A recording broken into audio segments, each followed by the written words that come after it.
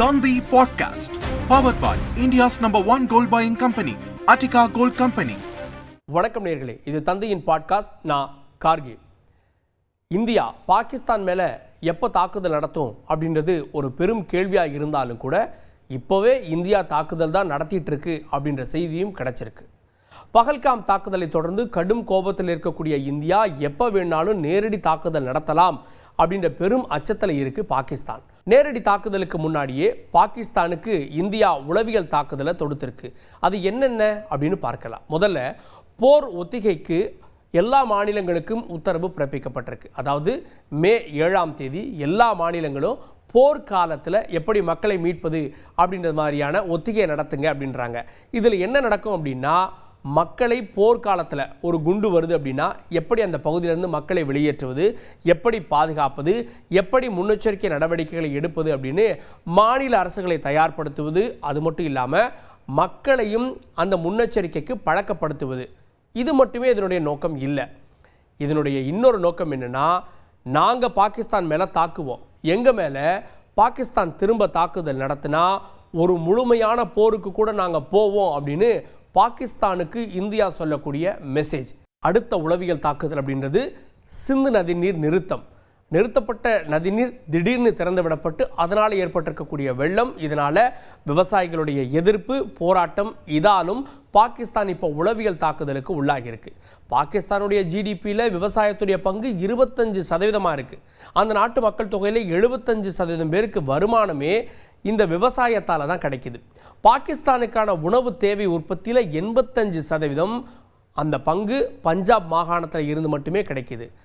நதிநீர் நிறுத்தம் பாகிஸ்தானில் விவசாயத்தை பாதிக்கும், வறட்சி ஏற்படும், உணவு பற்றாக்குறை ஏற்படும், பொருளாதாரத்திற்கு நெருக்கடிக்கும் வழிவகை செய்யும் அப்படின்னு எச்சரிக்கை கொடுக்கப்படுது. இதனாலும் பாகிஸ்தான் அலற தொடங்கியிருக்கு. இந்தியாவுடைய அடுத்த உளவியல் அட்டாக் பாகிஸ்தானுடனான வர்த்தகம் நிறுத்தம். 2019ஆம் வருஷம் புல்வாமா தாக்குதலுக்கு பிறகு இந்தியா பாகிஸ்தான் வர்த்தக உறவுகளில் விரிசல் ஏற்பட்டது. 2018-19 நிதியாண்டில் பாகிஸ்தானுக்கான இந்தியாவுடைய ஏற்றுமதி 17,678 கோடி ரூபாயாக இருந்துச்சு.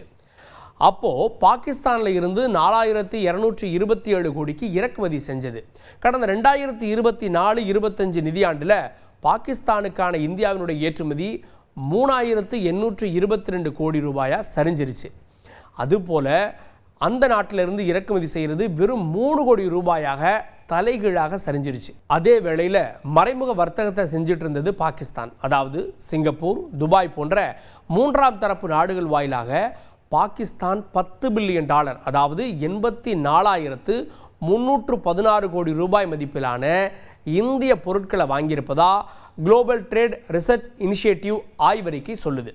அதே நேரத்தில் மறைமுகமாக பாகிஸ்தானில் இருந்து 4,216 கோடி ரூபாய் மதிப்பிலான பொருட்கள் இந்தியாவிற்கு வந்திருப்பதாகவும் சொல்லப்படுது. இந்தியாவுடைய அடுத்த தாக்குதல் அப்படின்றது பாகிஸ்தானுக்கான சர்வதேச நிதியை நிறுத்துவதற்கான முயற்சி. பாகிஸ்தான் நீண்ட காலமாகவே தன்னுடைய பொருளாதாரத்தை மேம்படுத்த சர்வதேச நாணய நிதியக உதவியை சார்ந்திருக்கு, அதாவது IMF. பாகிஸ்தானுக்கு புதிதாக 58,962 கோடி ரூபாய் கடனை 37 தவணைகளில் வழங்க IMF சம்மதம் தெரிவித்தது. இது போக உலக வங்கி, ஆசிய வளர்ச்சி வங்கிட்டையும் பாகிஸ்தானுக்கு கடன் வழங்க உத்தரவாதம் வழங்கியிருந்தது. இதையெல்லாம் நிறுத்தக்கூடிய நடவடிக்கையில் இந்தியா இப்போ இறங்கியிருப்பதாக தகவல்கள் வெளியாகியிருக்கு. ஃபினான்ஷியல் ஆக்ஷன் டாஸ்க் ஃபோர்ஸ் பயங்கரவாதத்திற்கான நிதி அளிப்பு விவகாரத்தில் மீண்டும் பாகிஸ்தானை சாம்பல் பட்டியலில் சேர்க்க இந்தியா நடவடிக்கை எடுப்பதாகவும் தகவல் வெளியாகியிருக்கு. இந்த பணம் நிறுத்தப்பட்டால் பாகிஸ்தானுடைய நிதி நிலைமை அதள பாதாளத்துக்கு போயிடும், பாகிஸ்தான் திவாலே ஆயிரும். இந்தியாவுடைய அடுத்தடுத்த நடவடிக்கைகளால் பாகிஸ்தானுடைய பொருளாதாரம் எப்படியெல்லாம் சரிஞ்சிருக்குன்னு பார்க்கலாம். பாகிஸ்தான் விமானங்களுக்கு இந்திய வான்பரப்பில் பறக்க தடை விதிக்கப்பட்டிருப்பதால் விமான கட்டணங்கள் பல மடங்கு உயர்ந்திருக்கு. அதனால் விமான பயணம் அப்படின்றதே அங்கே ஆடம்பரமாக இப்போ மாறியிருக்கு. பாகிஸ்தான் கொடியோடு இருக்கக்கூடிய கப்பல்களுக்கு இந்திய துறைமுகங்களில் அனுமதி இல்லைன்னு சொன்னதுக்கப்புறமா அந்த நாட்டோட ஒப்பந்தம் போட்டிருக்கக்கூடிய கப்பல் நிறுவனங்களும் அதை மறுபரிசீலனை செய்யுது அப்படின்ற தகவலும் வருது. ஏற்றுமதி இறக்குமதியில் அது இன்னும் பாகிஸ்தானுக்கு பின்னடைவை ஏற்படுத்தும்னு சொல்கிறாங்க. இந்தியாவுடைய அடுத்தடுத்த நடவடிக்கைகளால் பாகிஸ்தானுடைய மருத்துவத்துறையும் பாதிக்கப்பட்டிருக்கு.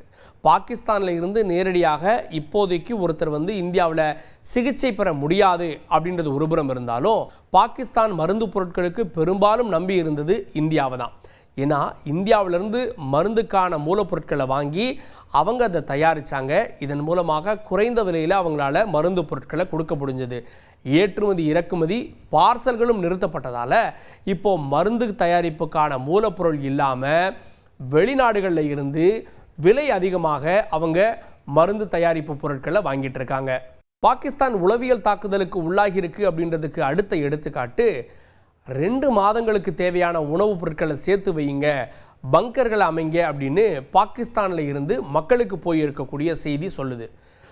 பாகிஸ்தான் ஆக்கிரமிப்பு காஷ்மீரை சேர்ந்த சௌத்ரி அன்வருல் ஹக், இவர் அந்த பகுதியினுடைய ஒரு முக்கிய தலைவர். இவர் என்ன சொல்லியிருக்காருன்னா, போர் வந்தது அப்படின்னா 2 மாதங்களுக்கு உணவுப் பொருள் கிடைக்காது, பங்கர்களை கட்டுங்க, உணவுப் பொருட்களை சேகரிங்க அப்படின்னு மக்கள்கிட்ட சொல்லிட்டு இருக்காரு. இதனால பாகிஸ்தானுடைய அச்சம் என்ன அப்படின்றது தெரிய தொடங்கியிருக்கு. இந்தியா பாகிஸ்தான் போர் பதற்ற சூழலால தாலிபான் எல்லையில் ஒரு பரபரப்பு நிலவிட்டு இருக்கு.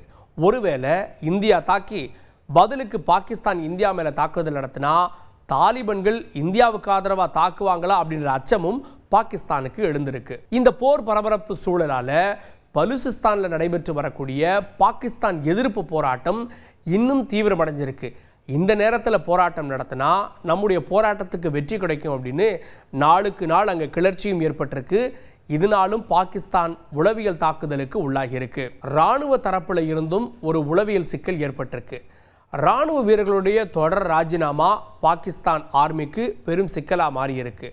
பெரும் போர் வரும் அப்படின்ற அச்சம் ஒருபுறம் இருக்க, இராணுவ தளபதி மேலே இருக்கக்கூடிய அதிருப்தியாலையும் தொடர்ந்து இராணுவ வீரர்கள் ராஜினாமா செஞ்சிட்டு இருக்காங்க. இதுவரைக்கும் 4000த்திற்கும் மேற்பட்ட பாகிஸ்தானிய இராணுவ வீரர்கள் ராஜினாமா செஞ்சிருக்கதா தகவல்கள் தெரிவிக்குது. அதை சமாளிக்கிறதுக்காக இராணுவ கேம்புகளுக்கு போய் உத்வேகப்படுத்துகிற மாதிரி ஃபோட்டோஸ் போட்டு தற்காலிகமாக பிரச்சனையை சமாளிக்க முயற்சி பண்ணிட்டு இருக்காரு இராணுவ தளபதி. எந்த அளவுக்கு பாகிஸ்தான் பயந்திருக்கு அப்படின்றதுக்கு இன்னொரு சம்பவம் உதாரணம். சமீபத்தில் இந்திய போர்க்கப்பலான INS சூரத் அரபிக்கடலில் சூரத்துக்கு சும்மா ஒத்திகைக்காக போச்சு. ஆனால் கராச்சியை தாக்க தான் இந்த கப்பல் வருது அப்படின்னு அவங்களுடைய போர் விமானங்கள்லாம் கராச்சிக்கு நகர்த்திருச்சு பாகிஸ்தான். இப்படி வீதியிலேயே போர் விமானங்களை அங்கே இங்கன்னு பறக்க விட்டுக்கிட்டே இருக்கு பாகிஸ்தான். பாகிஸ்தான் மேலே நேரடி போர் தொடுக்காம, நேரடி தாக்குதல் நடத்தாம இந்தியா எடுக்கக்கூடிய ஒவ்வொரு நடவடிக்கையாலையும் பாகிஸ்தான் உளவியல் தாக்குதலுக்கு உள்ளாயிட்டு இருக்கு. ஒரு போரில் தோக்குறதை விட போரில் தோத்துருவோமோ அப்படின்ற பதற்றத்தோட அங்கே இங்கே ஓடிட்டு இருக்குது உளவியல் தாக்குதலுக்கு ஒரு சிறந்த உதாரணம். இப்போ அந்த தாக்குதலுக்கு தான் உள்ளாகி இருக்கு Pakistan. Tandi Podcast, powered by India's #1 gold buying company, Attica Gold Company.